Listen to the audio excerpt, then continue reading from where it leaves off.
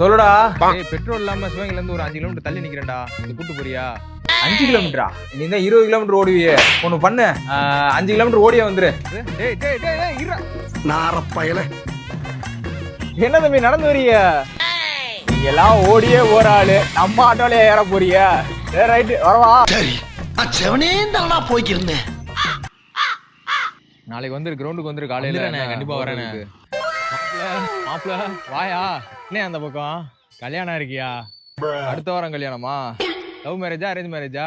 Love marriage தான்யா. Love மேரேஜா? கஷ்டமாச்சேயா உங்க வீட்ல லவ் மேரேஜ் பண்றது. ஆனா உனக்கு பிரச்சனை இல்ல லவ் மேரேஜ்னா. ஏன்டா நீ தான் டெய்லி கிலோமீட்டர் கணக்குல ஓடுற.